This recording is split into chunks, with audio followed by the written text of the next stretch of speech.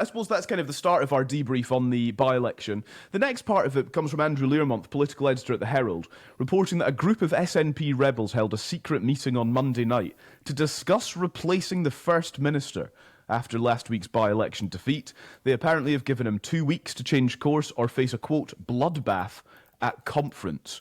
We'll get into the specifics of that, but I do just want to start with both of you on what happens after a by-election, either defeat or victory within a political party. Andy, is there quite a formal... Maybe you could focus on the defeat part of... defeat part of... You've taken my line, Calum.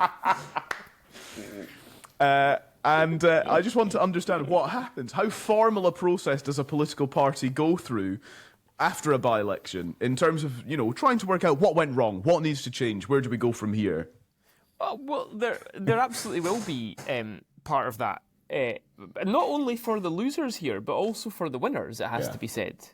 But I think that I would really caution both parties, actually, especially Labour, against overreading this result.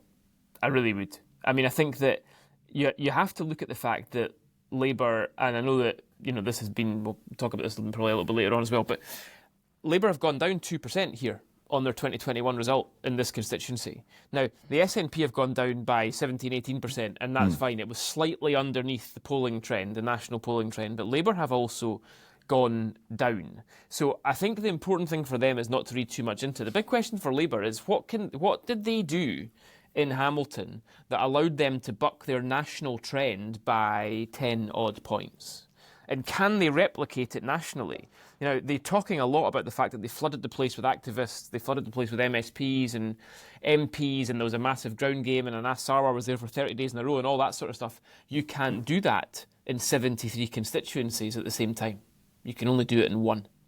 So, I think there's a lot of questions they have to ask themselves as well. The SNP's question is, I suppose, in a sense, simpler, because they actually polled roughly on trend. Their big issue is, what can we do to get people more enthused about our government? Because we're 15 points down from the last election. Yes, we're sort of in the lead, but nobody's particularly enthusiastic about us. So how do we and you can see that John Swinney's actions in the 2 or 3 days after the by-election, I think there's a hint there that he does realise that all is not particularly rosy in the garden. It might be rosier than other parties' gardens, but it's not as rosy as it used to be, and there's big questions for them to ask themselves now. Geoff? Right, okay, let's go through this just stage by stage very quickly. There was 1,400 odd votes between first and third. This is a genuine three-horse race. That's a different dynamic than we've ever seen in Scottish devolved politics, particularly. I can't remember three parties being cut close. You have some in the borders like that at times to time, but they're the rarity, not the norm. And so that has changed the dynamic quite somewhat. And the fact that Reform are covering such a low base will have all parties thinking about how they move forward, not just the SNP, which should have done a big debrief. I think my big takeaway from last week that I've been thinking about is I've seen some contributions from SNP MPs in the press, I think from Pete Wishart and Stephen Gethin, saying, John was absolutely right to go on Reform, and that was the right thing to call it out and all the rest of it. And I just have to say this, calling out what you see as Reform's deficiencies and putting them front and centre of your by-election campaign are two different things. The SNP started the by-election, and we talked about it on this podcast actually, with a very simple message on the winter fuel payment, which at that point had not yet been addressed by the UK government. And the message was Labour took this away, the SNP reinstored it. Now, by-elections are fought many times because there's a short period of time on single issue campaigns or maybe 2 issue campaigns. And that was a great gift for the SNP to campaign on. And then somewhere during the campaign, they chose to pivot to Reform, thinking that would benefit them. It was too much stick and not enough carrot. And I just ask you to think about this logically. If you're a swithering voter in Hamilton and you've got the Labour Party saying the SNP have failed us massively over X, Y, and Z, and you've got the SNP saying, beware of Reform. Don't be surprised if you're in the middle of the round going, I'm a wee bit wary of Reform, and Labour are saying the SNP are rubbish, so I'll just vote Labour. And I just feel that there was not enough carrot and too much stick. You need to give people a reason to vote for you, not just against something. I firmly believe that in politics, and I think that's fundamentally where they got it wrong. One final point, if I may, Andy, is this. John Swinney, and you mentioned the Andrew Learmonth piece saying that there was 25 people in the SNP. It doesn't make it clear if there was MPs and MSPs in that group. Maybe there'll be more information coming out. They should get a grip of themselves. Look at what happened to the Conservatives who've just been ousted. They went from Prime Minister to Prime Minister, all these hidden backroom discussions about how they could oust the next leader and all the rest of it. Look what's happened to Labour in the past as well. Get a grip. They're still at the ball game, okay? It was a three-way by-election result that Labour, congratulations to them, won. They're still at the game. Yes, John needs to be more bold. Yes, there needs to be more conviction. Yes, he needs to stop trying to appease all parts of his party and move forward as if he's going to lose the next election, because that changes your mindset altogether. If we think we're going to lose, all bets are off. Go for it. That's my takeaways from the by-election last week. I think just to cement that last bit as well, I mean, I can understand why some people are a bit nervous in the SNP. But John Swinney and Kate Forbes took over this party and this government when it was really a bit of a laughingstock in the country, to be honest with you. And the fundamentals are not all that different. You have a government, a very, very long-standing government, whose performance over the 18, 19 years it's been in power has been patchy, pretty patchy. And that government was taken over by people who most people in the country thought were competent. But the other fundamental that's not changed is that people are voting based on action, not based on words. And John Swinney and Kate Forbes have done well over the last year and a half based on words and based on the fact that they convey an impression of competence and ability. But they have to get something done, because ultimately people are going to vote on the basis of what their lives are like, not what they think John Swinney and Kate Forbes are thinking about doing. Yeah. So action has to start to overtake words here, I think. Yeah, I think that's right. And I think actually that's reflected in a couple of messages that we've had, excuse me, just to sort of feed into this. Will on WhatsApp, morning team, love the podcast, you're great, 5 stars, etc. Thanks, Will. Does Labour winning the Hamilton by-election mean we need to start talking about apathy towards the SNP government and ask whether John Swinney is looking a bit tired? Donald's been watching on YouTube and WhatsApped us as well. He said, if I was the SNP, I'd focus on the practical. And he gives examples. Electrify the railway outside the central belt. Compulsory purchase Inchgreen dry dock and turn it into a modern shipbuilding facility, tunnels and bridges to islands, the elephant in the room as well as land reform against the will of large land owners, which I think is interesting. People have these practical examples, don't they, of if you did this, it would be a great demonstration to me that you are doing something. Mm-hmm. And actually, they could capture just a few of these and point to them as potential successes. Well, you can do lots of these. That's the reality. You can do lots of these. And this is a government which has a history of governing by consultation rather than governing by action. That was clearly more the case in the past, but ultimately they've got a year now. There's only so much they can do within the space of a year because some of these things take a long while to do. But you can at least signal your intention to do these things. You can make a start on doing some of these things. And ultimately this is a time to be more radical, and of course that is the big, that's the big. Nobody thinks that John Swinney's not competent. I mean, I've never heard anybody saying that John Swinney's not competent, an intelligent and capable person. He clearly is, but you don't often get John Swinney colliding in the same sentence as the word radical. Yes. And maybe that's actually what's required here is a bit more radicalism, because people are tired, and inevitably when your government's been in power for this long, you've got to shake things up pretty substantially to stop people simply getting tired and simply saying, I actually don't really care who the alternative is, we just need an alternative. Yeah. Notwithstanding all that though, as we've said many, many times, the SNP are still very clearly in the box seat here, and that's why the so-called SNP rebels have got to be pretty careful what they wish for. They've been in power for almost 2 decades, and they are still the heavy, heavy favourites to win another term of office. So, I think they should reflect on that a little bit before they start throwing the baby out with the bathwater here. I should just say, in the interest of transparency, we are a podcast for you, after all, that Geoff has had to dip because he's doing a presentation in about 15 minutes from now. And between you and I, his plan had been to get to the venue of that presentation and record the podcast from there. For reasons unknown, he didn't make it, and so he's had to now leg it to that venue. So, Andy, I'll just keep plying you with a couple more. I have to say, I've known Geoffrey Aberdein for a long number of years now, and nothing about this morning is in any way a surprise to me. This is trend. This is on character. This is okay. We're okay. Yeah. We carry on. I've known Lord Aberdein for less than you, and I can completely back that up. Right, just a couple of other thoughts then on the kind of debrief on the by-election. A different Geoff gets in touch on WhatsApp. Geoff says, thanks as always for excellent analysis. Here's a question for Andy. You've mentioned a number of times before the gap in the market for a centre-right party in Scottish politics. Given the recent rise of Reform UK, do you think Reform UK are that party? And why or why not? No, I don't think they are. And the primary reason there's two reasons. The most important reason is that they're not a party that is just for the Scottish Parliament. In fact, quite the opposite. They're a party which I think it's not impossible to believe might advocate the abolition of the Scottish Parliament. The party I'm talking about, the gap in the market for the party I'm talking about, is a party that is very much in and for the Scottish Parliament. And doesn't actually stand anywhere else. So it's not pooled in all these multiple different directions Absolutely. That we talk about quite frequently. The big story, I think, of devolution, and one of the main reasons why we do see the SNP still ahead in the polls, is that at Scottish elections, generally speaking, the voters will vote on the basis of who will stand up for Scotland's interests. Yeah.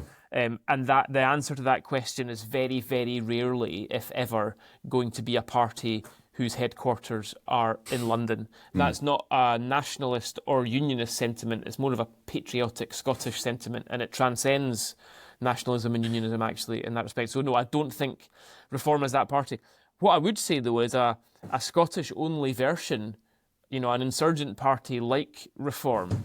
I'm not sure they're quite in the right place in the ideological spectrum, but that is the sort of party, ultimately, that will probably end up being the party that beats the SNP at some point. Yeah, that's just on the standing up for Scotland part, actually. I know we started the pod chatting about the spending review, but what about winter fuel payment and the position the SNP now finds itself in on this? So ministers facing pressure, I would argue, to increase winter fuel payments for those middle-income pensioners in Scotland because of Rachel Reeves's U-turn on this. So her revised eligibility criteria for the payment, which can be up to £300, her decision on this doesn't affect Scotland because the benefit is devolved.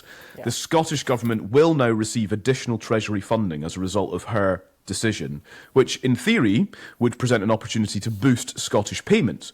So John Swinney had previously committed to a minimum £100 payment for all Scottish pensioners this winter, which means that pensioners earning over 35 grand annually will receive assistance in Scotland.